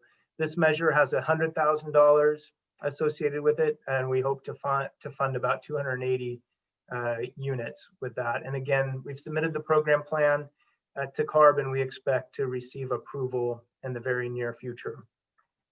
The next one on the list is the commercial lawn and garden program.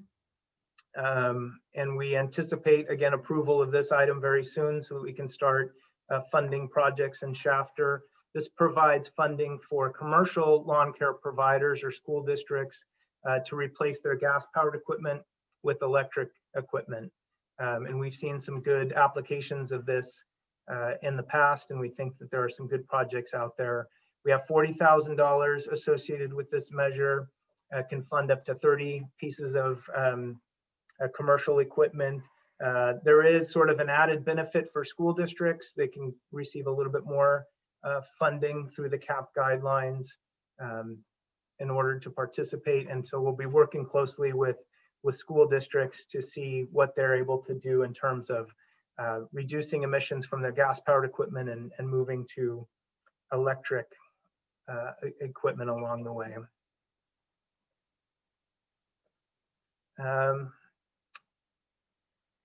We talked to Melissa, just provided a great update about urban greening and forestry. This is another one that we understand is a very high priority from the committee, and we're working closely with CARB and other stakeholders on a program plan, understanding emission benefits that are associated with these type of projects. As Ryan mentioned earlier, there's a couple of different levels within this particular measure, funding for a study, funding for match funding towards projects. We're currently working and researching and trying to understand all the great benefits that this particular measure can provide. And it's at the top of our list in terms of priorities based on feedback from the community, and developing and implementing and submitting a program plan for CARB to review and approve so we can start working on the implementation of this particular measure.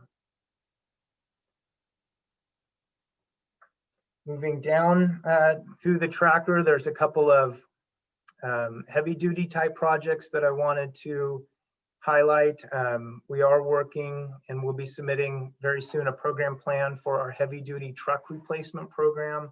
The goal of this measure would be to replace existing heavy duty diesel trucks that are operating within the Shafter community with zero and near zero emission technology. And essentially what that means is that we'd be looking for electric powered trucks, and near zero trucks are natural gas powered typically, and they meet the optional low NOx standards that CARB has established. And so in terms of truck technology, it's the latest and the greatest in terms of natural gas technology to reach that optional low NOx standard.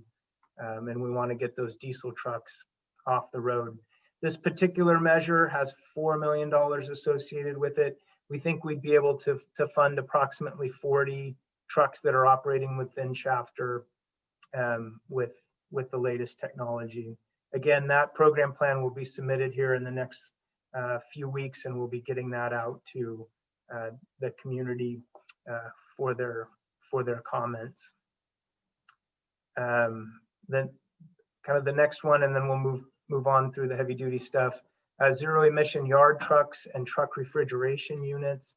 In developing the SERP, I recall a lot of discussion about this particular measure and the desire of the community to replace yard trucks and transportation refrigeration units within the Shafter community, and also provide the infrastructure so that they can replace those diesel powered pieces of equipment with zero emission technology and have the electrical infrastructure there to be able to charge those and use them throughout the day and ensure that it meets the needs of those particular businesses. We have $1.5 million associated with that particular measure that could fund approximately 10 new zero emission yard trucks or transportation refrigeration units. This measure will be going to CARB here in the next couple of weeks, and then again provided to the committee for review and comment. The last one that I wanted to highlight for right now, and then we can address any, kick it over to Jamie for outreach, and we can address any questions that we have, are a couple of the light duty sources that were prioritized within the SERP. One of which being our tune and tune up vehicle repair program. This historically has been a great program that provides assistance for people to get their vehicles repaired. And typically we've done that through weekend events that are held throughout the valley, and fairgrounds and other large areas. Of course, right now we can't have large scale events. And so we're working on we have a program model that allows people to directly participate in the program. We want to be able to roll this out quickly for Shafter residents so that they can take advantage of the program as quickly as possible. We'll be submitting this program plan so that we can use CAP funds as quickly as possible. But this program is one that's also ongoing, and people can participate immediately if they were interested. We have 400,000 associated with this measure, which will fund approximately 500 or so vehicle repairs.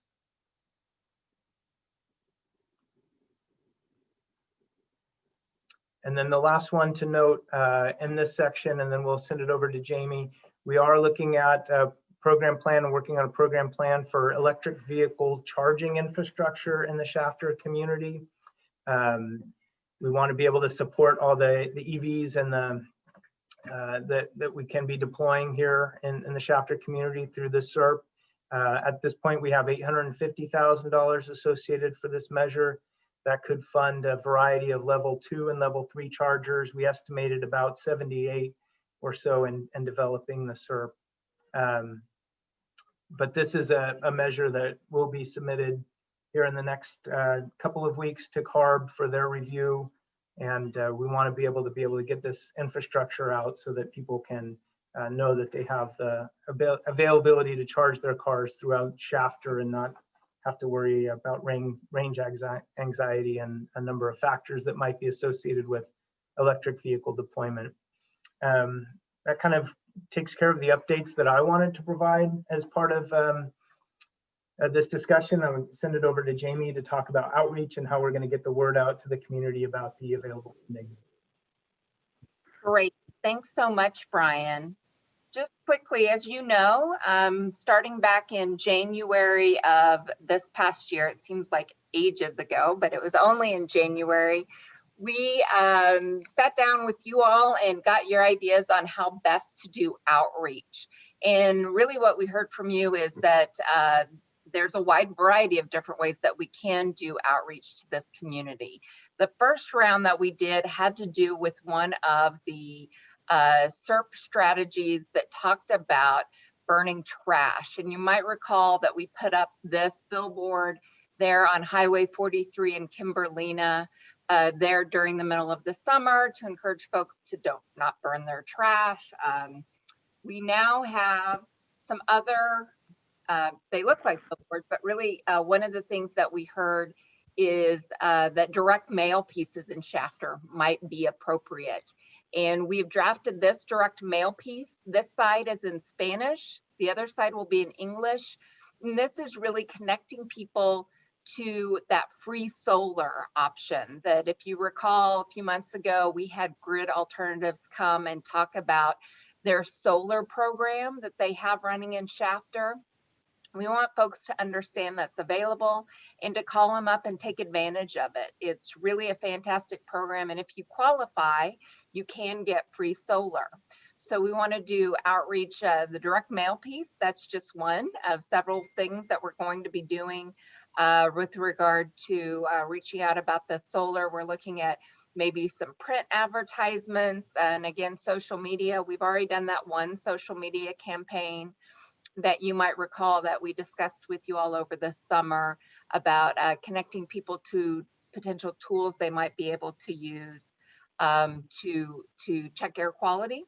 So those are a few of them. If you have any thoughts about the solar program and the solar postcard, please feel free to let me know.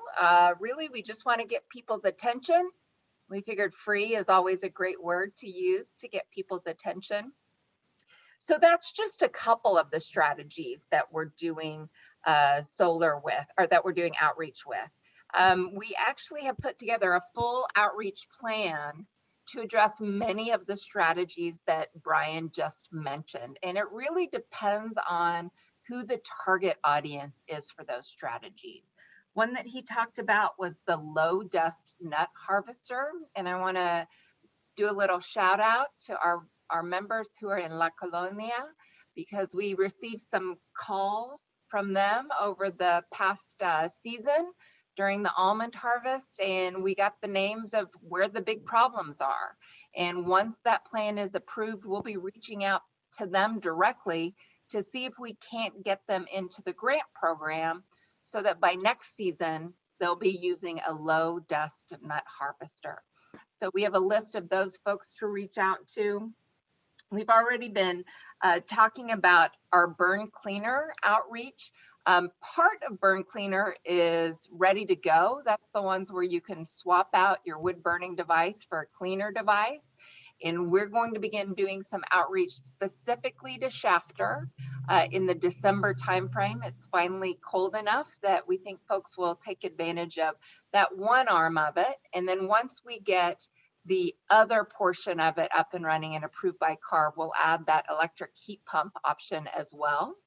And then we have, so burn cleaner is coming, the tune in, tune up program, and our electric vehicle kind of repair and replace.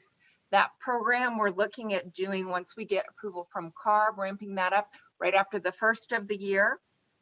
We then have our lawnmower exchange program, with which Brian mentioned. We're going to do a little bit of outreach for that around Christmas time, because a free lawnmower might be a great Christmas gift for somebody. So we're looking at maybe tying some of that into Christmas messaging, and then really looking for some of the larger programs where maybe it's not something that the entire public wants to be a part of or really can take advantage of it, but really tailoring those messages. One of the best examples is incorporating not only Spanish, but also Punjabi into some of our outreach when we're looking at some of the heavy duty truck replacements. So that's a brief overview, but Brian and I would now be happy to answer some questions. We've got just a little bit of time. Thank you, Jamie. Brian, Tom, hello, welcome, good evening. I see a hand up. Yes, couple questions. Just now talking about the burn cleaner program, can anybody find out for us how many registered wood stoves, inserts, or freestanding wood stoves are in the Shafter or in the 7 mile radius?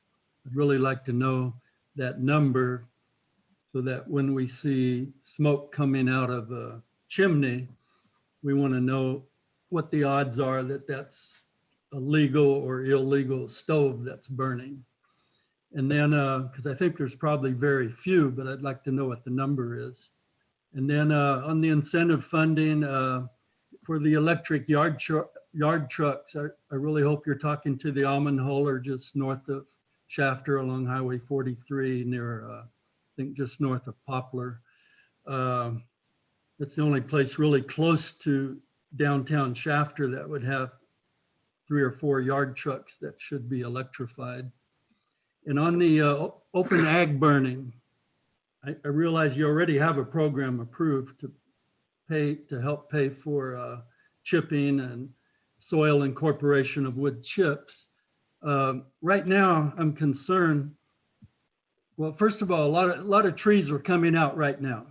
They're starting to be pushed over. So I feel Air District needs to make a special effort within the 7-mile radius to contact the farmers who are pushing trees over to see what their plans are early. You know, get after them right away because they're going to be asking permission to burn very shortly if they haven't already. And I'm particularly concerned on Fresno Avenue and Highway 43. There are about 20 piles of grapevines ready to be burned.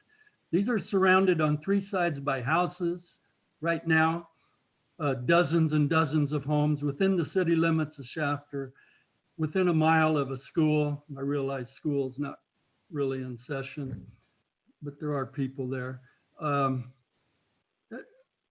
This field should not be burned. I don't care what it costs. We've experienced enough smoke this year, and the damage, the health damage from smoke is cumulative. This field should not be burned right next to all these homes.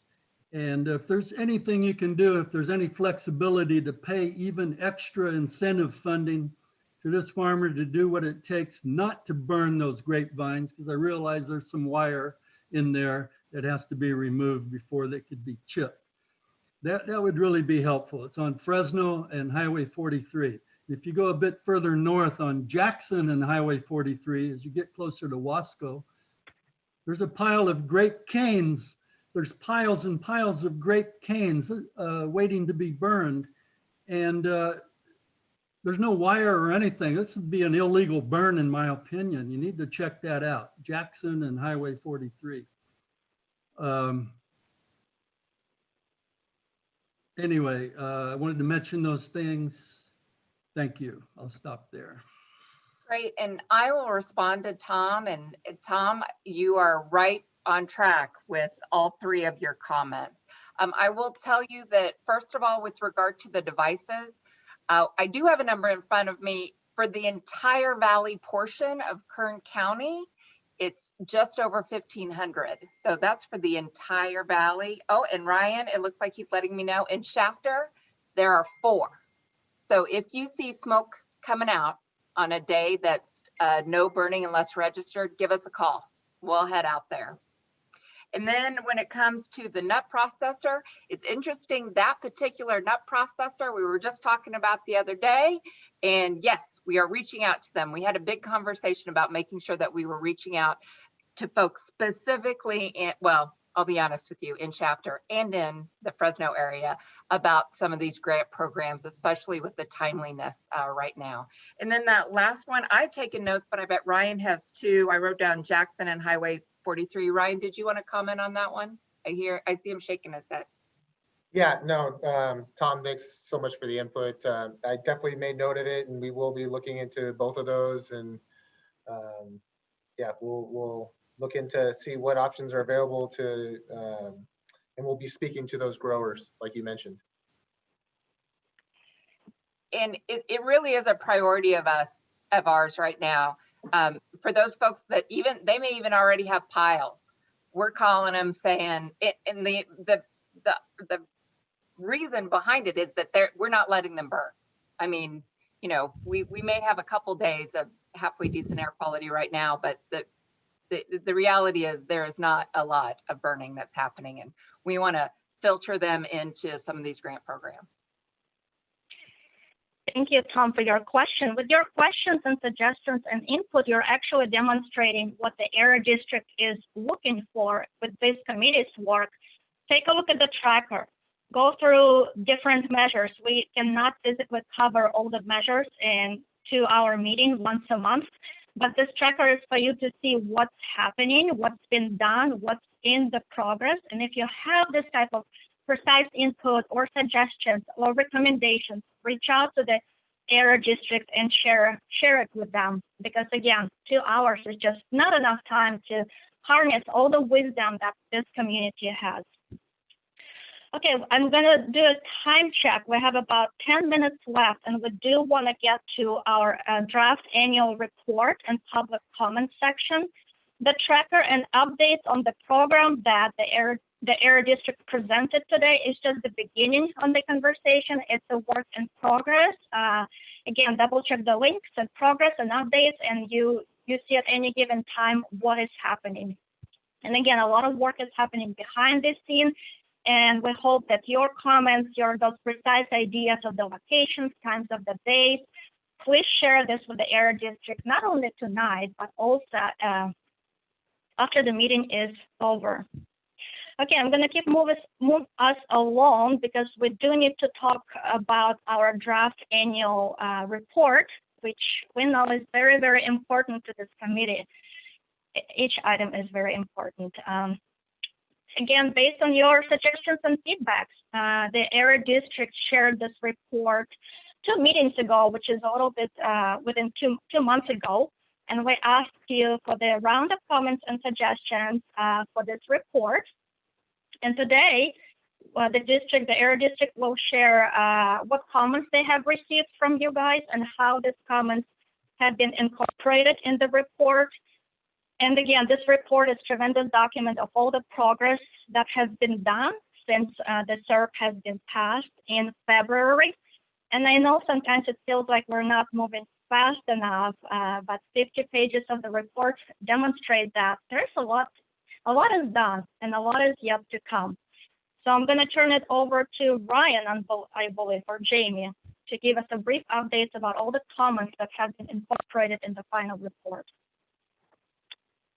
Thanks, Hannah. Yeah, I'll be covering this topic, and you know, the annual report really is just the story of all the hard work that this steering committee has put into the AB 617 process. And Hannah touched on it. It's you know, 54 pages of a lot of detailed information of all the conversations that have taken place in regards to the SERP measures that were developed by this committee, the community air monitoring plan that was developed directly with the steering committee, and the deployment of that equipment and the implementation of those individual measures.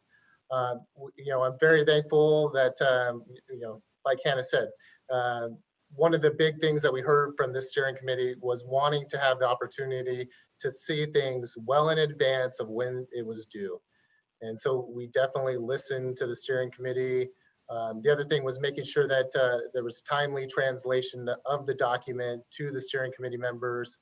Not only did we post it, we also sent hard copies to our Spanish-speaking steering committee members to make sure that they had access to the documents themselves to be able to review them and provide us comments and feedback.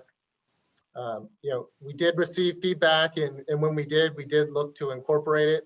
You know, Tom France, who's on the meeting tonight, had several pieces of information that he had noticed that the boundary description was incorrect, that the 7-mile radius really is the boundary of the Shafter Steering Committee, and you know, we definitely heard that information, and we made those changes. Some of the other information was about the PM10 monitor at the DMV site and how that was removed. And at the request of the steering committee, that monitor was brought back. And the other request was to make that data real time. And I'm really excited and happy to say that within the next week or so, all of that information will be made available real time on the districts, on the specific AB 617 community, Shafter community webpage under air monitoring, along with all the other air monitoring that's taking place in the community. The main point is that we're always going to listen to the steering committee and the input that you provide to us. Your thoughts, your concerns matter to us. And we want to see these things all realized for the benefit of everybody in this community. Some of the other requests from the community to incorporate into the annual report was definitely the feedback from the CAR board in the resolution. And so we did look to incorporate all of the information in there. There was concerns by steering committee members about the ability to shift incentive funds in this process. And we talk about that. And there's a process to allow for that, that we've described in the annual report. One of the things that we're always going to be providing to the steering committee is where we're at with these different grant funding. And so if there's programs that are undersubscribed or oversubscribed, in these scenarios, we would bring that information back to the steering committee to see if there's opportunities to possibly shift or move or to provide additional outreach to make sure that we are expending those funds. There are some timelines that are associated with those spending those funds. So we definitely want to make sure that we're doing everything on our part to make sure that we are able to get that funding out there. One of the things that came up was the ability to see what the district is doing and where we're at with the individual measures. And so Brian went through the measure tracker tonight, which we really focused on making this an easy to use tool, not overly complicated, really gets to the meat of what the steering committee is looking for. Where are we at? What are we doing? What's been done? And so excited that the tool is there. We're updating it on a monthly basis. And then Brian also talked about it. If there's opportunities for improvement anywhere, that we're going to continue to ask for that from the steering committee to provide that to us. A lot of the other things that were in the resolution were in regards to the DPR measure, and looking to really form a strong working relationship with our partners at the Department of Pesticide Resources, as well as the Community Steering Committee. And towards that end, we developed a subcommittee that we've met several times. We'll continue to meet to work on this measure, to do everything in our powers to move forward with the measure as described in the community emission reduction program, because we know how important it is to the committee to see that getting done. Those are the big things that we, the comments that we received as part of this process that we've incorporated. We're still taking feedback if anybody has any more tonight. And so I'm available for any questions that anybody should have. Great. Thank you, Ryan. Again, to summarize where we've been with the report and where we are, this committee had a little bit less than 2 months to provide questions, suggestions, comments. What you've heard from Ryan, all of it have been incorporated in the report, and the district can brainstorm additional options, such as how can we move money around from one incentive program to another. We are tonight at the meeting. What other glaring concerns do you have about the report, its content, its progress, or what other comments do you have for this report? Tonight is a good time to share these comments because, again, after 2 months of commenting, the district is ready to present this report to their board and to submit it to CARB on time. Yeah, thanks for bringing that up. So that is a key thing. So the requirement is for us to provide this to CARB's board in December. Our plan is to take this to our board this month, next Thursday. So any other glaring concerns, or from anything that Ryan described, what comments they incorporated in the report? Did they miss anyone's comments or suggestions?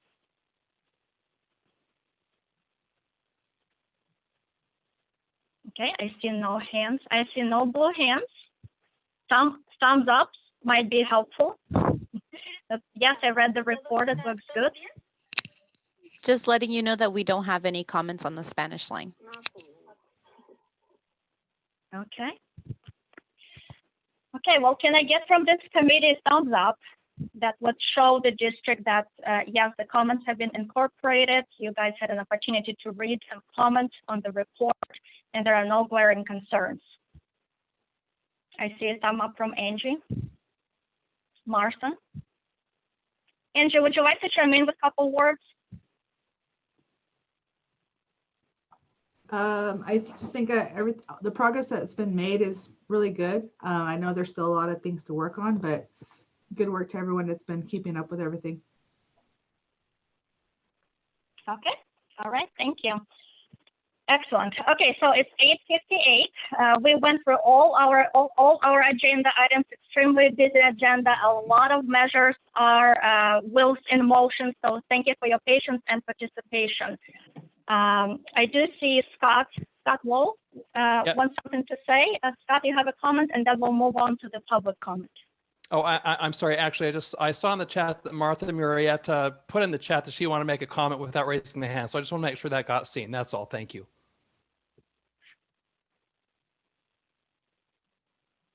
Okay, just to clarify, Martha has a comment in the chat box. Okay. Jamie, your thumbs up means we're good to go. I'm sorry, it's hard to pay attention to the chat box. A lot of Martha has a comment. Martha, would you like to make your comment, your idea? Yes. First of all, I want to apologize the last time. I was very, very nervous. Can you guys hear me? Yes, we can hear you very well. Yes. Okay.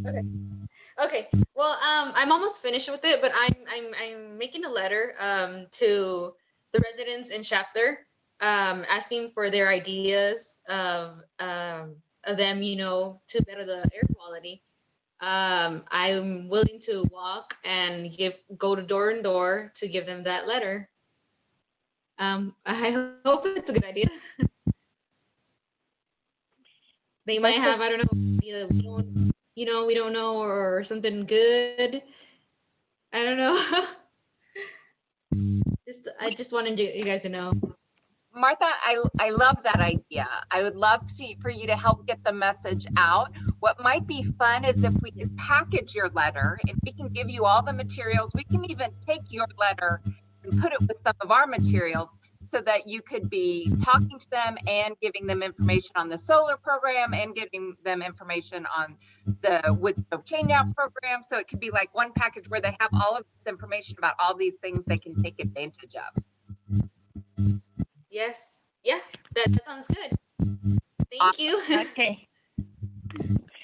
Thank you, Marcia. Looks like we got a lot of volunteers for different activities tonight.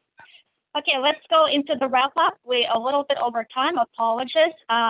Let's open up to the public comments. I know there's been a lot of activities in the chat box. Are there any unanswered questions from the chat box or in the Facebook?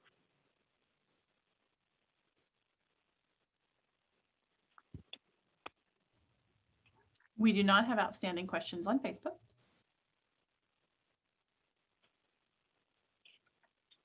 Okay, anyone from the public on the Zoom line have any outstanding questions that haven't been answered in the chat box? We have no comments in the Spanish line.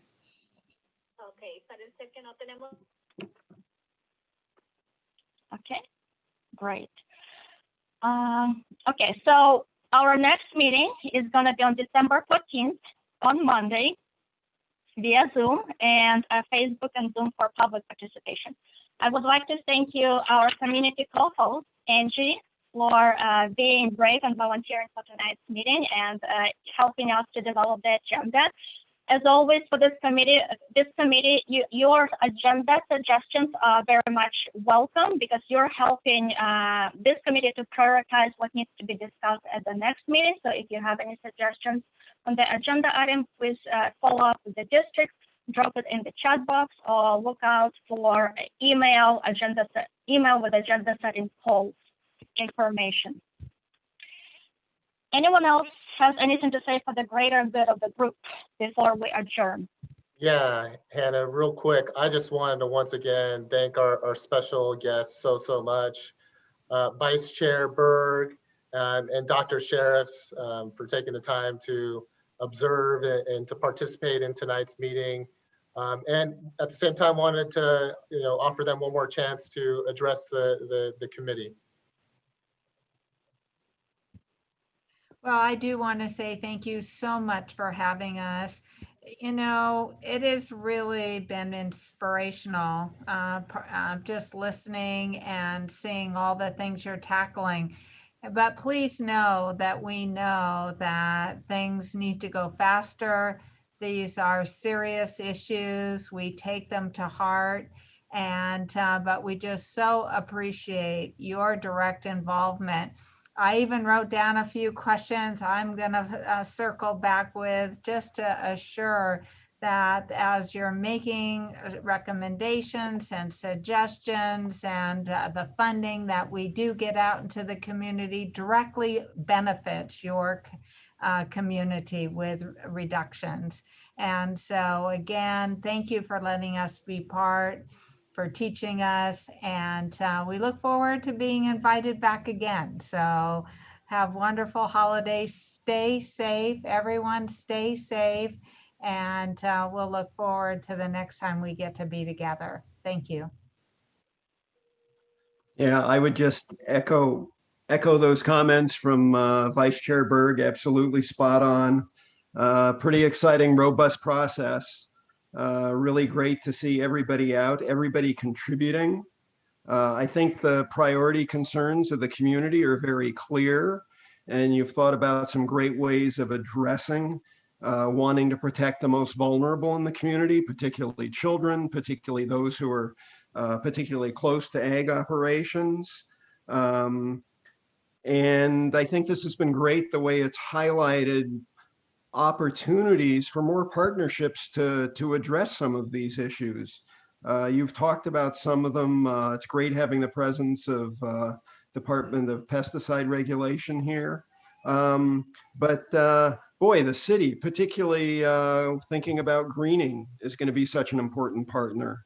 Your ag neighbors and how to reach out effectively to them, because I suspect they want to be good neighbors. And so it's, how to reach them and share the concerns and what some of the resources are. And Martha, your comment about knocking on door to door. Yeah, the outreach to other citizens, and again, the greening highlighted that. What a great way to get people involved and having something to point at and show in the future. And Martha, great idea. And it's something, boy, I look to sharing with other 617 communities what I've heard here tonight. So thank you all. I would like to chime in for Martha as well, as I saw the postcard, and I do think free gets people's attention, Jamie, but sometimes I also think that it means, okay, what is the hidden agenda here? And so it was very exciting when the two of you kind of leveraged Martha's idea of a letter and leveraging the postcard, because the community does trust the community members. And so that could give that program a leg up. So bravo, Martha. Can we get a virtual round of applause before we adjourn? For Martha. Yay! Yay! Well, on this high note, thank you everyone for your participation, and we will reconnect pretty soon. Good night, everyone. Good night. Thank you. Stay healthy. Good night. Good night.